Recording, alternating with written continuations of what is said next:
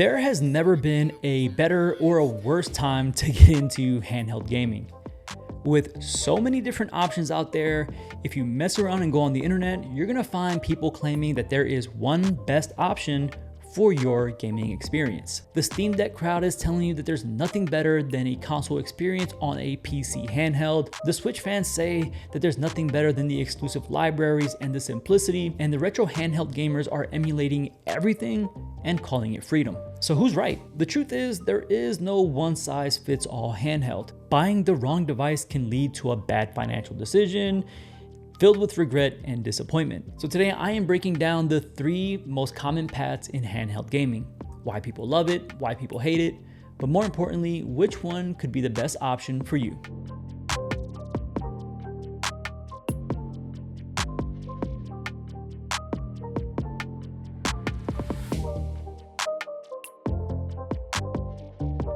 Before we talk hardware, let's talk about people, because I think that most fall into one of 3 camps, maybe fluctuating between 2 of them at any given time. You see, some people really want high-end AAA gaming. They want the best graphical fidelity, the most power, the most control, the most frame rates they can get out of their handheld experience. While others just really want to chill. They want to pick up a game and play without even having to think about it. And some of us maybe just want to relive our childhood classics and play those all within reach of our pocket. Well, maybe not the pocket, because some of these devices are actually pretty big and not pocketable at all. But that's besides the point. Each one of these camps is going to choose a different handheld for one of many reasons. So let's start with the most recognizable one. The Nintendo Switch is probably the most ubiquitous and the most popular option out of the 3 we're going to talk about today. You can buy one new, you can buy one used, shoot, you can even get one from a friend who has 3. I just attacked myself in my own video. Nintendo has multiple viable models today, 2 of which being the Switch Lite and the Switch OLED that are a part of the previous generation. But for the purpose of this video, I'm going to be focusing on the Nintendo Switch 2. As it's the most recent one and the one that has the most longevity in terms of future-proofing. Now, there are 2 big reasons why I think the Nintendo Switch is so popular today. And the biggest and most obvious one is the game library.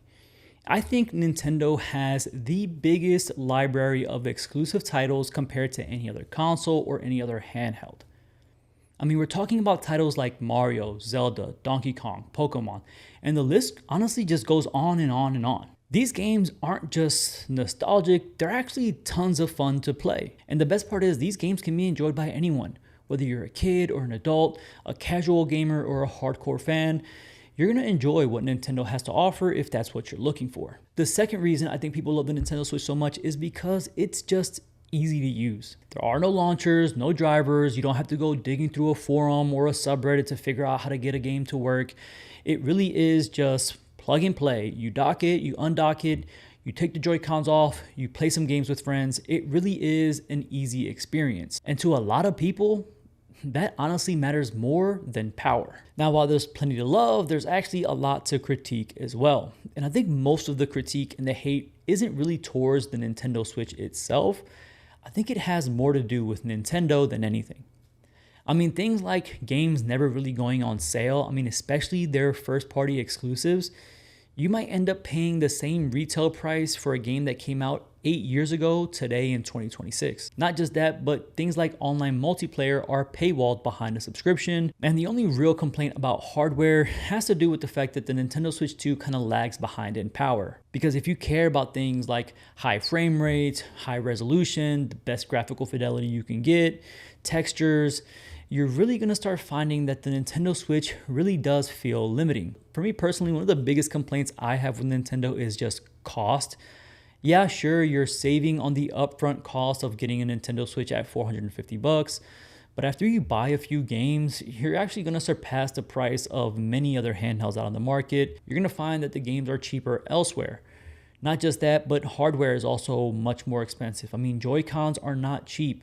If you want to get a Switch Pro controller, oh, okay, open up your wallet some more. The list kind of goes on and on when it comes to cost in the Nintendo Switch. Now, with all that being said, I think the Nintendo Switch does have a place in the market today. I mean, think about it. It's giving gamers an easily accessible platform that's insanely easy to use, tons of fun, and has a library that's literally unmatched compared to the other options. It really kind of is a no-brainer, especially if you really want to play those Nintendo exclusives. Now, the Steam Deck, on the other hand, this didn't just enter the market, it really did change it. It kicked open the door for PC handhelds and really made it approachable. I mean, the best way I heard it described is that the Steam Deck really did blur the line between a console experience and PC gaming. And I think this is why people love the Steam Deck so much. Valve really did give you a console-like experience with the flexibility of having a PC right in the palm of your hands. They have made it incredibly easy to take your PC gaming anywhere. Not just that, but you can actually dial in your entire experience on the Steam Deck. If you want to go ahead and optimize for performance or optimize for the longest battery life, you can do that. If you got games in other launchers like Epic or maybe even Xbox Game Pass, you can play them on the Steam Deck. If you want to customize your UI experience with different plugins, have at it. You can do all of that without having to worry about Valve thinking that you did something that they did not approve of on the hardware that you bought and potentially kicking it off of an online service, or worse, bricking it. But as much as I would love to say that the Steam Deck is perfect for everyone, it's really not. All that cool stuff I just rattled off comes with a bit of know-how that needs to be had. If not, you're going to be spending a little bit of time on YouTube and maybe even some Reddit forums to figure out how to get something like Decky Loader or maybe even EmuReady installed on your device. And like the Switch 2, at this point, the Steam Deck is already 4 years old and kind of lags behind in power in terms of other PC handhelds. I mean, you have other options like the Lenovo Legion Go S, and at a similar price point, that's really just a tough option to pass by. Now, you're going to be making some sacrifices by going into some of these other bigger, more powerful handhelds, but that's a topic for a different video. Just know that there are other options in the PC handheld space. But still, I think at this price point, the Steam Deck still provides the best value proposition out of the three handhelds that we're going to be talking about today, especially when you start talking about Steam sales. Let me tell you guys something. If you guys want to see your backlog grow to a point that you're never going to recover from, buy a Steam Deck and partake in any one of the many Steam sales that happen throughout the year. Trust me, you're going to be spending some money, but you're going to get tons and tons of games for literally dirt cheap. Now, this last option is really the wild card here. And notice I'm not just holding up one device because there's so many to choose from in this space. These are small ARM-based devices that look pretty simple, but can actually do almost anything. And the biggest reason people love it is for one word: emulation. These devices can knock out all of your retro favorites. Things like Nintendo, Super Nintendo, Dreamcast, PlayStation, the list goes on. If you're into retro gaming, then look no further than one of these handheld devices. Not just that, but you can actually access a lot of your PC games through these devices via apps like Winlator, GameHub, and GameNative. But admittedly, there are going to be some games that just can't run on these devices, but that's why streaming was invented. These devices are incredibly capable when it comes to streaming as well. I've used my devices to play via Steam Link a bunch of games that wouldn't run on these devices. But one of the biggest aspects that I think is slept on when it comes to these Android-based handhelds is mobile gaming. I don't know about you guys, but I've never really cared to play games on my phone. I mean, I don't like touching on the screen, but when it comes to a device that already has built-in controls, you go into the Google Play Store with a completely different mindset, because there are actually tons of amazing games available there. And in some cases, there are some games that are available on Steam in the Google Play Store at a much cheaper price with all the DLC available. So it's kind of a no-brainer. For a lot of enthusiasts, these really do feel like the ultimate handheld, kind of like the Swiss Army knife in the space.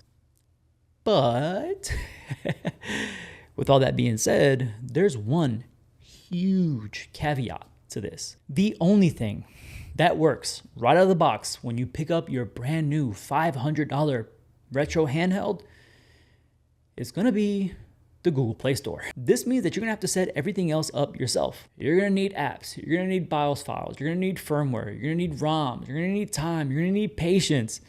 Guys, these things are not for the weak of heart. And one of the biggest hurdles is overcoming where to even get some of this stuff at.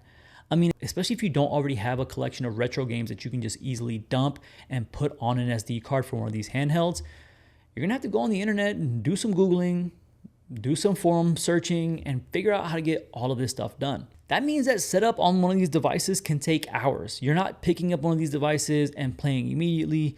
You're spending quite a bit of time just setting it up and dialing everything in. And the biggest kicker here, depending on which systems you want to play and how many different systems you want to play, is going to determine how much work you're actually going to have to put in to get this game to run.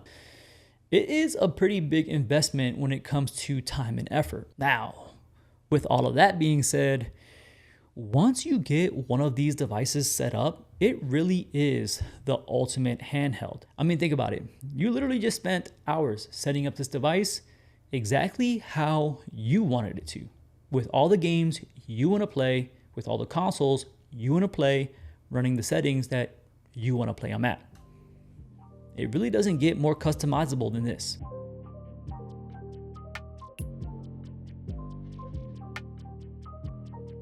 So here's the honest breakdown. If you really want the most frictionless experience you can get, look no further than the Nintendo Switch 2. Especially if you want to play the exclusives. If you're a Mario fan, Zelda, or even a Pokemon fan, you're gonna be hard pressed to find different ways to play those games on other hardware. I mean, I'm not saying it's impossible. I'm saying it's not going to be as easy as getting a Nintendo Switch. Oh wait, that's not a Nintendo Switch. Now with that said, if you're looking for more power and flexibility, the Steam Deck really does hit the sweet spot. No, it's not the most powerful PC handheld you can get, but it is the most balanced and approachable one. And then for the rest of you masochists out there who want to spend hours tinkering with your devices, this is really just a hobby within a hobby. This is when you want to take your gaming hobby and turn it into a curation and setup hobby, because this thing is really limitless and you build it for you. So with all that being said, with all the loves and the hates and the comments that are about to come at my neck right now, let's go ahead and just ruffle the feathers a little bit more.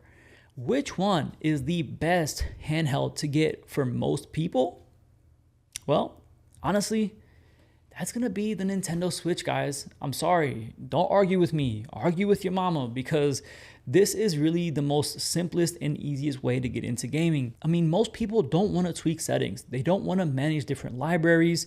They really just wanna pick up a game and play without thinking about it. And then you add to that the fact that you can play Nintendo's insane exclusive library. There really isn't another option that gives you this seamless of an experience. Now, for the rest of us who don't mind tinkering just a little bit and actually want to open up the doors to other games that aren't going to be available on the Nintendo Switch, I think the Steam Deck is an insanely great option. So now that we've potentially ruffled some feathers, let's just be honest. There is no one size fits all. There really isn't one single handheld that's best for every single use case out there. The only wrong choice here is the wrong choice for you and the way you want to play games and what you want to play. And I hope that's something that we can all take away from in this video. My whole goal with this platform is to build a community of gamers that just want to game. I don't care if you're playing on a Nintendo Switch. I don't care if you're playing on a Lenovo Legion Go 2. As long as you're enjoying your games, especially on a handheld, hey, you're more than welcome here. So let me know down in the comments below, which handheld do you prefer to play with and what influenced your decision? I mean, for me personally, I have kind of been dedicating most of my time to the Steam Deck because I'm just constantly discovering games that I missed out on that didn't get ported over to the Nintendo Switch. But that's not to say that the Nintendo Switch is bad. I think that this device is great, especially because I have a family and I love bringing them downstairs to open a can of whoop in some Mario Party. And as far as my retro handhelds are concerned, these are my indie machines, especially if I want to play some of my retro favorites, games that I grew up on. These devices just do it so well and so seamlessly. But that's all for me today, guys. Thank you guys so much for watching the video. If you enjoyed the content, please smash that like button and maybe even provide me some hype to get this video boosted up into the algorithm. Don't forget also, we are on the road to 1,000 subs. Hopefully by the time this video comes out and through the first week of this video, we will have hit the 1,000 subscriber mark, which would be fantastic. Again, thank you guys so much for all the amazing support that I've gotten from you guys over the course of this channel.